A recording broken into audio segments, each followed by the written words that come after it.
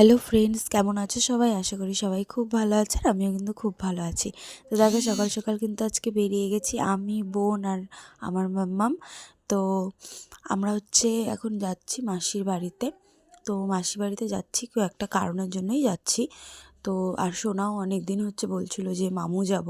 তো তার জন্যই আর একটু সকাল সকাল আসা, সারাদিন থাকবো, তারপরে আবার চলে যাব। তো দেখো, ওর মামু কিন্তু ওকে দেখে খুব এক্সাইটেড হয়ে গেছে, খুব খুশি হয়ে গেছে ওকে দেখে যে উমা এসছে। তো তারপরে দেখো, আমি কিন্তু ভিডিও করতে করতে না ভিতরে ঢুকে গেছি, আর ও না খেয়াল করেনি, কারণ ও তো মাম্মামের সাথে আসছিলো। ও খেয়াল করেনি। তো ও আমাকে আবার বাইরে খুঁজতে গেছিলো। তো ও এসেই না আগে যায় আমার মাসির পার্লারের ভিতরে। তো দেখো, এটা আমার মাসির পার্লার। তো এখানেই আমার আজকে দরকার আছে, তো তার জন্যই আমার আরও আসা। তো দেখো, মাসির কিন্তু নতুন পার্লার সবে সবে খুলেছে। তো এখনও সেরকম করে কিন্তু কিছু নেই। আর এই আয়নাটা দেখছো, এই আয়নাটার ভিতরেই ওর যত ক্রিম ট্রিম যা থাকে সেগুলো আছে। তো দেখো, এই চেয়ারটাই কিন্তু আমার মাম্মাম বসতে খুবই ভালোবাসে, কারণ এই চেয়ারটা না ঘোরে, জানোই তো। তো এই চেয়ারটার মধ্যে যাই জন্য ও বসতে ভালোবাসে। আর দেখো, আমি যেই জিনিসটার জন্য এসেছি সেই জিনিসটা তোমাদের বলি। তো আমি এসেছি কিন্তু আসলেই চুল কাটতে। তো আমি অনেক দিন হয়ে গেছে না চুল কাটা হয় না। তো দেখো, আমার চুলটা কত লম্বা হয়ে গেছে, আর খুব বাজেও হয়ে গেছে, মানে এত বাজে হয়ে গেছে বলার মতন না।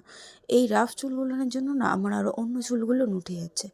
তো তাই জন্যই কিন্তু মাসির কাছে চুল কাটতে এসেছি। আর আমি কিন্তু এখনও পর্যন্ত পার্লারে বলতে গেলে যাইনি। তো আমার মতন কে কে পার্লারে যাওনি এখনও পর্যন্ত, আমাকে কিন্তু কমেন্ট করো। তো দেখো, আমি পার্লার কিন্তু যাইনি, কারণ আমি মাসির কাছ থেকে মানে যবে থেকে আমার সমস্ত আমার সব হয়েছে, তো আমি মাসির কাছ থেকেই সব দিন আইব্রো বলো, ফেসিয়াল বলো, সব কিছু কিন্তু মাসির কাছ থেকেই করেছি।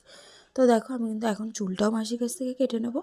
তো আর মাসির কাছ থেকে কাটার আমার একটাই কারণ, যে পার্লারে গেলে না এত বড় বড় চুল, মানে আগেও আমার এর থেকেও বেশি চুল ছিল, তো সব কেটে দিত। আর এখন দেখো, এখন তো একদমই চুল নেই, খুবই পাতলা হয়ে গেছে আমার চুলগুলো, তার জন্যই কাটা। আর মাসি দেখো অনেক আমাকে সাজেস্ট করে যে বাবু, এমন করে করিস না, তেমন করে কর, তাহলে ভালো লাগবে, এতটা কাটিস না, এখন অল্প কর, এখন বেশি কাট। তো দেখো, এইবার মাসি আমার চুলটা কিন্তু অনেকটাই কেটে দিয়েছে।